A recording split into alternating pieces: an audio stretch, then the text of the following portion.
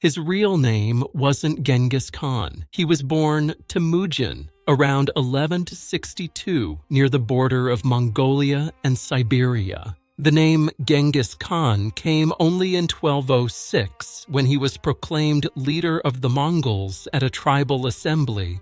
While Khan means ruler, the word Genghis likely meant universal or supreme, making his full title universal ruler. But before the empire, there was the struggle. Temujin was born into a world of fractured tribes and constant shifting alliances. After his father's death, his family was cast out. They survived on the fringes of the steppe, hunting and foraging just to stay alive. It was this period of extreme hardship that forged the tactical mind and iron will of the man who would eventually unite the East. He didn't just conquer with force. He revolutionized Mongol society, promoting leaders based on merit rather than family lineage. His armies were organized into a highly disciplined decimal system capable of complex maneuvers that baffled his enemies. Under his rule, the Pax Mongolica allowed trade and communication to flourish across the Silk Road, connecting the known world.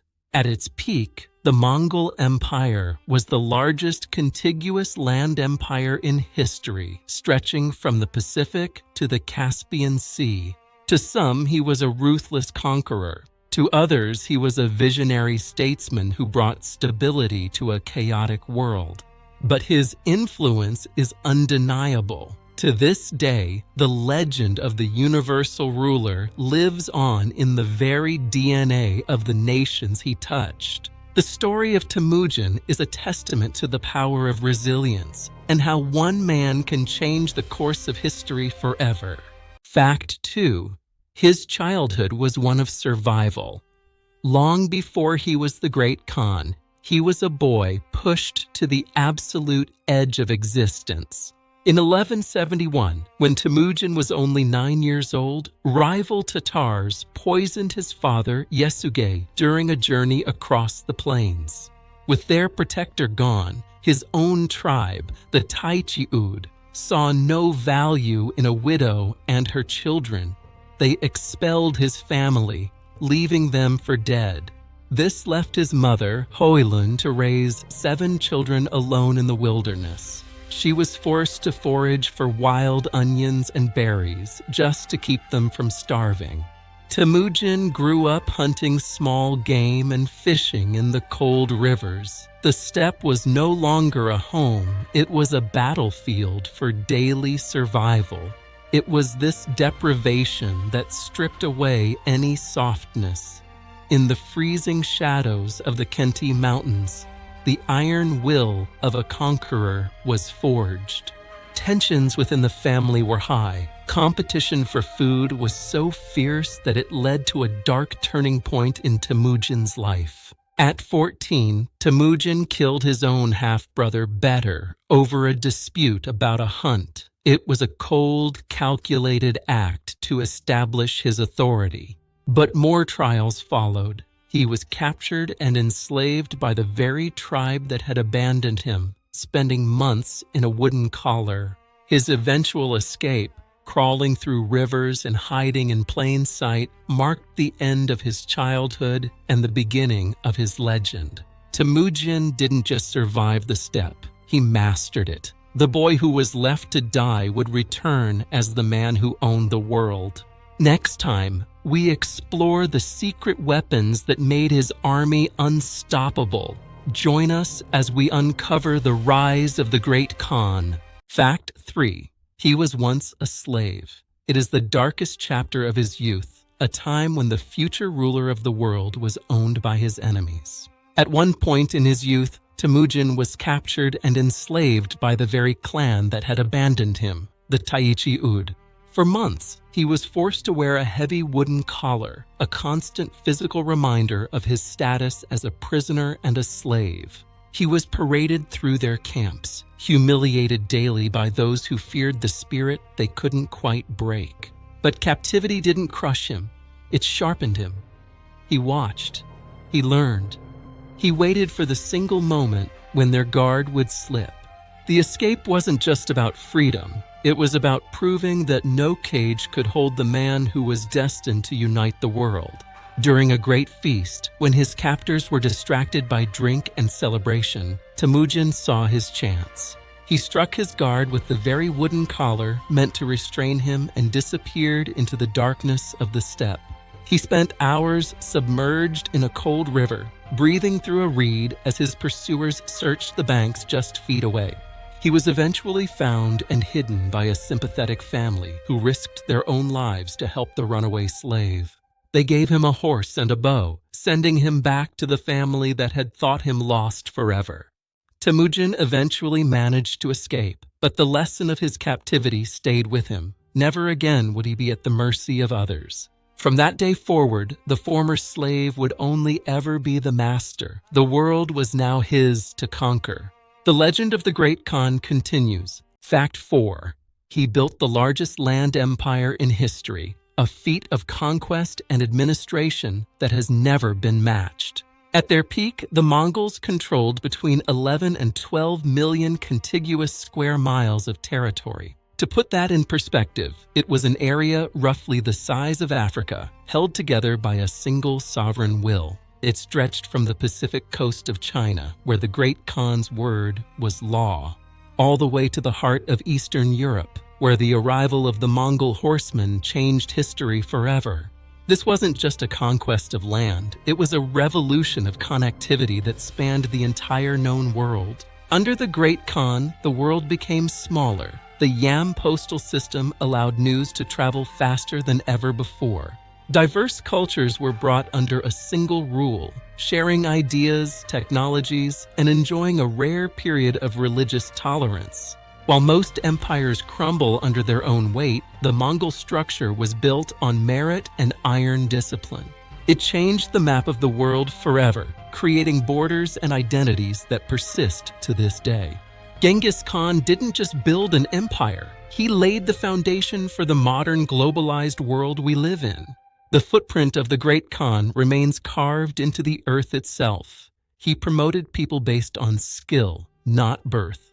In a world defined by bloodlines, Genghis Khan chose to redefine greatness. Genghis Khan had a keen eye for talent. He looked past the surface of status to find the spark of leadership within the common man. He promoted his officers based on skill and experience rather than class, ancestry, or even past allegiances. This was revolutionary for his era. On the battlefield, bravery and tactical genius were the only currency. A shepherd could rise to become a general if he proved his worth in blood and iron. His inner circle became a mosaic of the world's best minds. Engineers, administrators, and warriors from every conquered land were given power if they had the skill to wield it. Perhaps the most famous example is Jebe, a soldier who nearly killed Temujin with an arrow. Instead of executing him, the Khan promoted him. Jebe would go on to become one of the Khan's most trusted and successful generals, conquering vast territories for the man he once tried to kill. Authority was no longer a birthright. It was a trust earned through loyalty and competence, signified by the imperial gerege. This system created a fierce loyalty that traditional tribal structures could never match. His men fought for a leader who truly believed in them.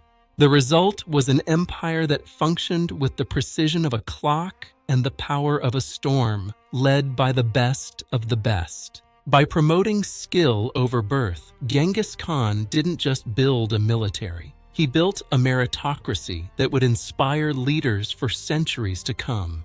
The legend of the universal ruler is far from over. He introduced writing to the Mongols.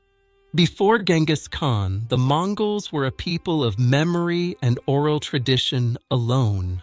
For centuries, their history, laws, and legends were passed down through spoken word, carried across the steppe by the wind. That changed in 1204.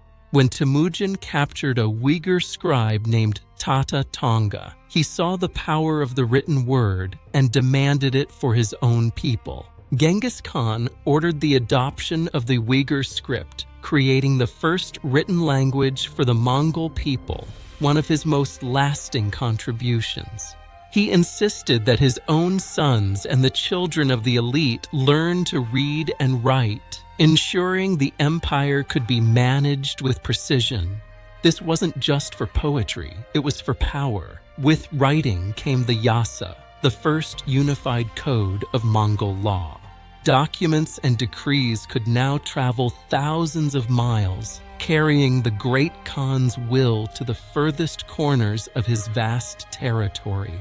It allowed for the creation of The Secret History of the Mongols, the oldest surviving literary work in the Mongolian language.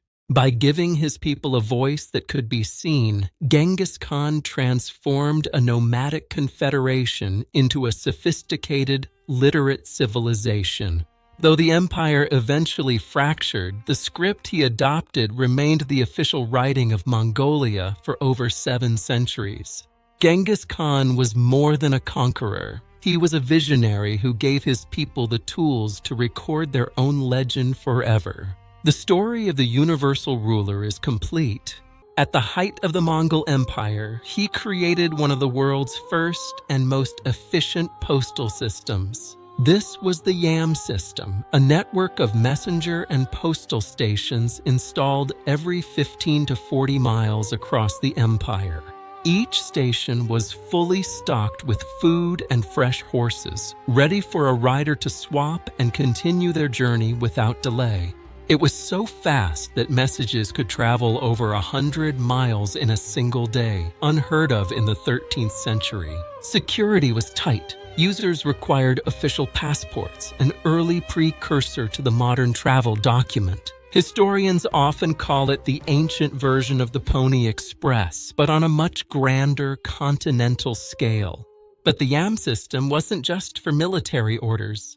It revolutionized global trade.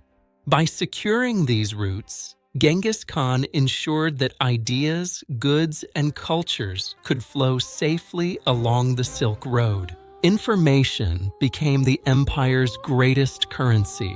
Khan knew exactly what was happening at his borders weeks before his enemies did. This incredible organization allowed him to manage the largest contiguous land empire in human history. The horse was the heart of this system, small, hardy, and capable of incredible endurance. Even across the harsh terrain of the Gobi Desert, the message never stopped moving. Today, we take global communication for granted, but it began with these riders on the steppe. Genghis Khan's vision unified the world through the power of the written word and the speed of a horse. A conqueror, yes, but also the architect of the first global network. Genghis Khan was a warrior who understood that to rule the world, he had to respect the spirits of all men. Though he himself was an animist, following the ancient sky god Tengri, Temujin granted religious freedom across his entire empire. His followers were as diverse as the lands he conquered, including Christians, Muslims, and Buddhists. He granted this freedom well before the idea of religious tolerance caught on anywhere else in the world. Religious leaders were exempt from taxes and forced labor, a policy that allowed different faiths to flourish under Mongol rule. In the capital of Karakoram, houses of worship for every major religion stood side by side in peace. Genghis Khan often hosted debates between scholars of different faiths, seeking wisdom from every corner of his realm.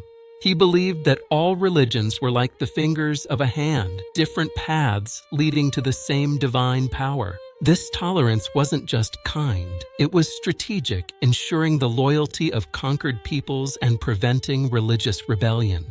It was a key pillar of the Pax Mongolica, a period of unprecedented stability and cultural exchange across Asia and Europe. By protecting these faiths, he preserved the intellectual and spiritual heritage of dozens of civilizations. his legacy of tolerance would echo through the centuries, influencing future empires and the very concept of human rights. To Genghis Khan, the world was large enough for every god, as long as they all existed under the same eternal blue sky. One thing we will never truly know: his face. Genghis Khan is perhaps the most famous man in history whose true appearance remains a total mystery. During his lifetime, he never allowed anyone to paint his portrait or capture his likeness in any form. He forbade sculptors from carving his image, preferring that his deeds, not his appearance, define his memory. Even on the empire's currency, his likeness was absent. No coin ever bore the face of the great Khan. This silence continued until his death. The first images of him only began to appear long after he was gone. Most of what we imagine today comes from the Yuan dynasty portraits, painted decades after his passing. But even these were based on descriptions and memory, blending history with artistic idealization. While other conquerors sought immortality through monuments, Genghis Khan chose the power of the invisible. To him, an image was a distraction. His presence was felt in the thundering hooves and the unity of his people. His quest for anonymity extended to his final rest. To this day, the location of his tomb remains undiscovered. This lack of a face has allowed every generation to project its own vision of the great Khan. He remains the eternal enigma, a man who conquered half the world without ever leaving a trace of who he truly was. Genghis Khan knew that the sharpest blade wasn't made of steel. It was forged in the minds of his enemies. He used psychological warfare as a primary weapon, understanding that fear could conquer faster than any arrow. Sometimes, he would intentionally let survivors escape during his attacks, leaving them a path to flee. He wanted them to spread terrifying stories of Mongol savagery, ensuring the legend of his wrath reached every corner of the earth. These stories turned cities into ghost towns long before the army arrived, paralyzing the will to resist. The result was a wave of surrenders. Many cities and tribes chose to submit without a single fight to avoid the fate they had heard described. To Genghis Khan, blood was expensive, fear was free. By mastering psychology, he saved his own soldiers' lives. His reputation became a shadow legion, marching miles ahead of his actual forces and breaking the enemy's spirit. He realized that an army you cannot see but can only imagine is often the most terrifying army of all. This was not just cruelty. It was a sophisticated, high-stakes military strategy used to govern a continent. He conquered the world not just by breaking walls, but by breaking the very soul of his opposition. Centuries later, his name still evokes a sense of awe and dread, a testament to the power of the stories he allowed to be told.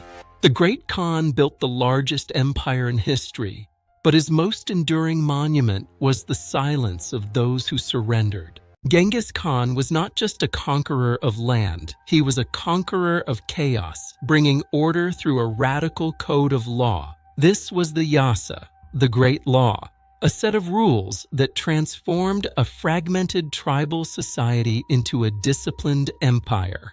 In an era of unimaginable brutality, he took the extraordinary step of abolishing the use of torture within his legal system. He forbade the selling and kidnapping of women, establishing protections that were centuries ahead of their time. To Khan, women were the backbone of the home and the empire, and their dignity was to be guarded by the state. He banned the enslavement of any Mongol, ensuring that every member of his nation lived as a free person. To protect the empire's wealth, he made livestock theft a capital offense, punishable by death.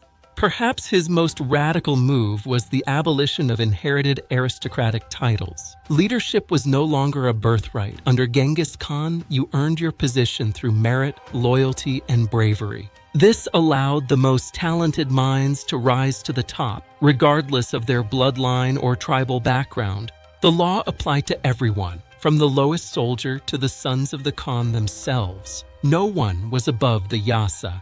This legal framework created a level of internal peace and stability that the world had rarely seen. He built an empire on horseback, but he sustained it through a vision of justice that still resonates today. A conqueror, yes, but also a lawmaker who understood that a nation is only as strong as its justice. Genghis Khan's conquests were an unstoppable tide that reshaped the world through a level of violence rarely seen in human history.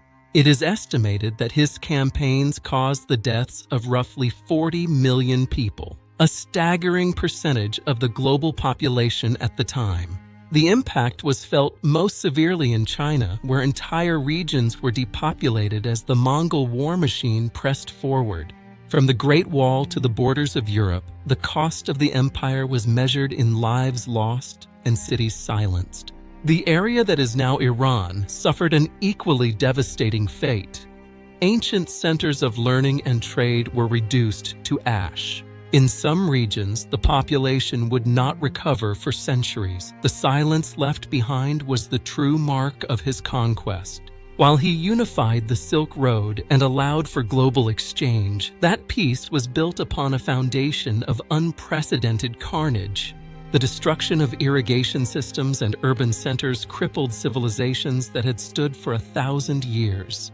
The Great Khan did not just conquer territory, he altered the very trajectory of the human race through sheer force. So many were killed that historians believe it actually led to a measurable drop in global carbon levels as forests reclaimed abandoned farmland. The memory of this destruction lived on in the stories of survivors, creating a legend of dread that outlasted the empire itself. Today, the scars of those conquests are still visible in the cultural and genetic makeup of the continent. 40 million lives, a number so large it becomes abstract, until you see the ruins of the worlds they once inhabited. He conquered half the world, but in the end, he vanished into it. Genghis Khan's final victory was his own silence. In 1227, while campaigning against the kingdom of Xia, the Great Khan drew his final breath. His death was kept a secret to prevent his enemies from taking advantage of the empire's grief. Legend says his funeral procession was as deadly as his wars. Anyone who crossed their path was killed to keep the location secret.